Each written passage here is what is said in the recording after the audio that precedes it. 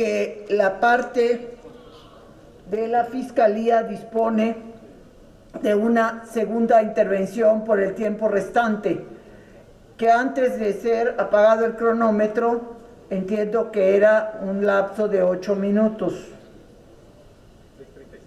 Perdón, me hacen la corrección, 6:37 minutos. Por lo tanto, tiene el uso de la palabra el maestro Octavio Israel Ceballos Orozco, también parte solicitante de la declaración de procedencia. He sido informada que el licenciado Octavio Israel Ceballos Orozco se reserva para la réplica. Tiene la palabra vía la plataforma Zoom el abogado defensor licenciado Epigmenio Mendieta Valdés, hasta por 20 minutos. ¿Te puedes ir a la pantalla? Sí, pues Con su venia, señora presidenta. Honorable Congreso de la Unión, en cumplimiento de lo dispuesto en el artículo 111 de la Constitución Política de los Estados Unidos Mexicanos y 20 de la Ley General de Responsabilidades de los Servidores Públicos, asisto hoy ante el Pleno de la Honorable Cámara de Diputados elegida en jurado de procedencia para desahogar los argumentos a favor de la improcedencia de la solicitud planteada por la Fiscalía General de Justicia de la Ciudad de México en contra del diputado federal Mauricio Toledo Gutiérrez. Señoras diputadas, señores diputados, en nuestro sistema constitucional de derecho, los derechos de las personas no son absolutos. Estos sí se pueden limitar, pero deberá ser en los términos y con las condiciones que establece la Constitución Política de los Estados Unidos Mexicanos. Documento rector que garantiza la plenitud de los derechos de todos los ciudadanos, incluidos los legisladores. Ni siquiera el fuero constitucional, señores diputados, es una protección absoluta e ilimitada. El juicio al que hoy somos convocados es la manera establecida en nuestra Carta Magna para declararlo procedente y limitarlo. Pero para llegar a esta conclusión tendrá que ser con reglas y formalidades y todas las condiciones que prevé la Constitución. A esto, señoras y señores, se le llama debido proceso, seguridad jurídica y legalidad. Estamos de acuerdo entonces que la inmunidad procesal que da el fuero no se debe entender como un certificado de impunidad o superioridad ante la ley, como correctamente lo dijo el agente del Ministerio Público, sino como un mecanismo que otorgue la seguridad de que en el ejercicio de sus derechos y obligaciones, un legislador no será desaforado por revanchas, vendetas, antagonismos, o peor aún, por decisiones derivadas de contiendas políticas de antaño. Esta honorable Cámara de Diputados es garante de la inmunidad procesal de sus integrantes, y en casos específicos como este, y a solicitud de la Fiscalía General de Justicia, cuenta con la sección instructora, cuyos integrantes deben ser un grupo colegiado y plural que dictamine la posibilidad de iniciar un juicio de procedencia contra un servidor en funciones.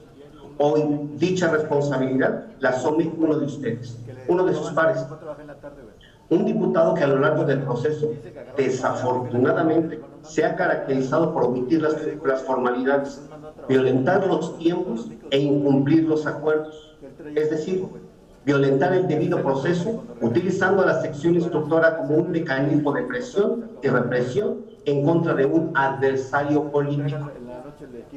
Este juicio de procedencia, avalado por la sección instructoria, significa un mal precedente, en el que a partir de la decisión de retirar el fuero constitucional a uno de ustedes, marcará un parteaguas para que desde este momento cualquiera pueda ser llevado a un proceso de desafuero por el simple hecho de rivalizar con quienes están a cargo de los mecanismos legislativos, como es la sección instructora. Los miembros de la sección instructora, señores diputados, deben convertirse en esos árbitros que garanticen imparcialidad, que garanticen la legalidad, la seguridad jurídica y el debido proceso, pero sobre todo el respeto a los derechos más elementales de las personas. Debe ser un equilibrio de las fuerzas políticas. Por tanto, sus miembros deben representar ecuanimidad, prudencia, objetividad, independencia, imparcialidad, pero principalmente no deben tener un interés directo en el resultado de este procedimiento parlamentario. En el caso que nos ocupa en este momento, no fue así. Por tanto, al existir una clara parcialidad en el proceso que comentaré a continuación, podemos concluir que lo que se decidirá el día de hoy es una venganza de carácter política. Señores y señoras diputados, como ustedes saben, para iniciar un proceso de desafuero debe ser presentada la solicitud de juicio de procedencia, donde deberán de acreditarse distintos supuestos, que son las condiciones Ahora sí la que pusieron, establece ya la la vamos a ver otra Constitución. vez. Una acusación de un hecho determinado que debe ser cierto. 2, que la información sea coherente, suficiente y que se haya obtenido de manera lícita. Y 3, en términos del artículo 17 de la Ley de Responsabilidades que rige este procedimiento, esta debe estar legalmente comprobada la conducta y acreditada la responsabilidad. En el caso del diputado Toledo no es así. El proceso empezó a partir de una rivalidad por espacios políticos en Coyoacán, donde el diputado local ha sido diputado local, jefe de delegacional, diputado federal, en los distritos, donde por cierto también ha competido el hoy presidente de la sección instructora, Pablo Gómez, y otros personajes. Es decir, son rivales políticos. Esta es la mayor importancia, que ustedes sepan que los hechos presuntamente constitutivos atribuidos a Mauricio Toledo y que son objeto de esta solicitud de procedencia no corresponden a la temporalidad de la 64ª legislatura. Es decir, para removerle la inmunidad procesal como lo establece la Constitución, será derivado de la probable comisión de un hecho delictivo durante su encargo. El que está ejerciendo en este momento, el de la 64ª legislatura. No es así. No cabe duda que el interés político es lo que encargó a este procedimiento. La Fiscalía General de Justicia de la Ciudad de México, como ustedes lo han escuchado ya por parte de la gente del Ministerio Público, tomó como base para formular su petición de la declaración de procedencia hechos supuestamente delictivos cometidos durante los años 2012 a 2018, cuando desempeñó los cargos de jefe delegacional en Coyoacán y diputado local. Es decir, no corresponde a hechos que se hayan suscitado en el periodo de esta legislatura, como lo establece la Constitución como requisito de procedimiento. La Fiscalía General de Justicia tuvo la oportunidad durante los años 2012, 13, 14, 15, 16, 17, 18, 19 y 20 para actuar, pero no lo hizo. Los hechos entonces que hoy le ponen en conocimiento a ustedes son de hace 9 años. Por cierto, bajo la simple cómputo, esos delitos hoy estarían prescritos, pues se le atribuye la supuesta adquisición de un inmueble de 2011, cuando ni siquiera ocupaba un cargo en el ámbito de la Ciudad de México. Por tanto, la conducta que se le atribuye sería atípica, porque no tenía el carácter de servidor público local, pero además los montos que le pretenden atribuir a esos inmuebles son erróneos, están alterados. El valor del inmueble al que se le dio fe dentro de la carpeta de investigación no corresponde, pero además tampoco corresponde con el precio pagado y que consta en actas notariales y en escrituras públicas. Por otro lado, los avalúos de 2 propiedades realizadas por peritos de la Procuraduría están sobrevaluados. Resulta que con el valor señalado por los peritos de la Fiscalía en uno de sus dictámenes, hoy es posible comprar 2 departamentos nuevos directamente con la empresa constructora en el mismo edificio y en el mismo piso. Es decir, para la Procuraduría, esos inmuebles tienen el valor doble de lo que realmente cuestan y lo que se puede comprar. La Fiscalía también omitió solicitar información a la Cámara de Diputados, así como al Congreso de la Ciudad de México y a la Alcaldía de Coyoacán sobre los ingresos del diputado Toledo, consistentes en sueldos, salarios, dietas, prerrogativas, créditos, apoyos parlamentarios, viáticos, honorarios, fondos de ahorro, préstamos. Todos ellos justifican de manera legítima que el legislador ha percibido dinero de manera lícita por el ejercicio de su cargo.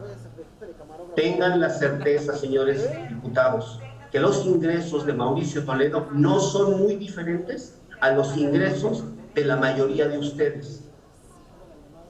Someterlo a un juicio de procedencia con falsedades no solamente vulnera sus derechos más elementales, sino que sienta un peligroso precedente para que después todos estén en riesgo de ser acusados por el hecho de ser adversarios políticos de quien ostenta el poder actualmente.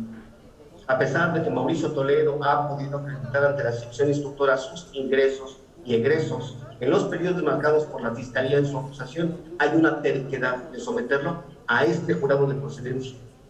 No importan las pruebas, no importan los elementos de prueba, importan los momentos políticos. El presidente de la sección instructora ya tomó su decisión y para él todos sus adversarios son corruptos. Esta corrupción describe la personalidad de quien la preside. Esta sección instructora entonces utiliza para cobrar sus venganzas personales y deudas personales.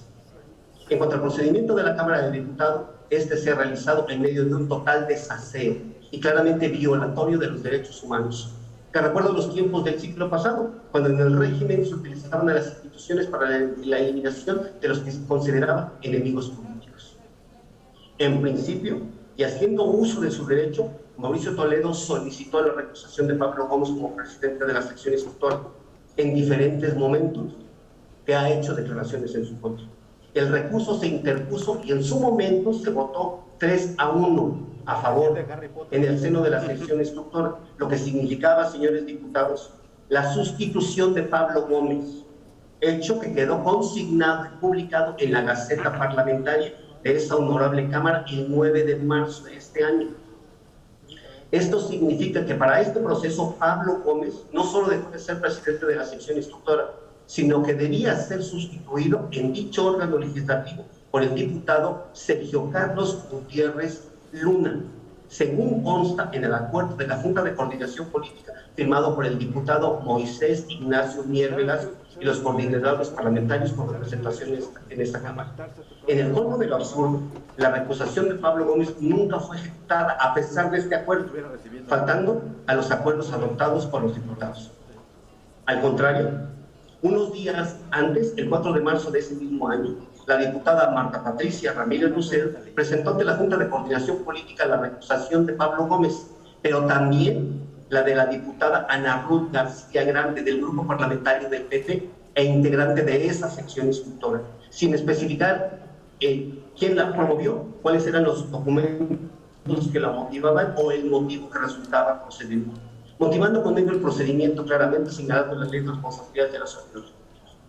A pesar de todo lo anterior, se presentaron documentos apócrifos en los que se decía que la diputada García Grande se excusaba de participar en el caso, que aparecía su firma con toda evidencia de ser falsificada. Pero se llegó más lejos, señores diputados. En la Junta de Coordinación Política se conoció un presunto oficio en el que se aseguraba que la diputada Ana Ruth García Grande había solicitado licencia a su cargo como legisladora, siendo esto absolutamente falso, lo que quedó en evidencia por la notoria falsificación de la firma de la diputada y en los oficios de los órganos de gobierno de la Cámara que pretendían justificar esas irregularidades. Más aún, apenas el 9 de agosto en la Gaceta Parlamentaria se reveló una más de las trampas de la sección instructora, pues tanto la diputada Patricia Ramírez Lucero como Pablo Gómez engañaron a la Junta de Coordinación Política, haciéndole creer que la recusación de la diputada García Grande había sido solicitada por la Fiscalía General de Justicia, cuando en realidad dicho órgano informativo dio a conocer que la solicitud para separarla del cargo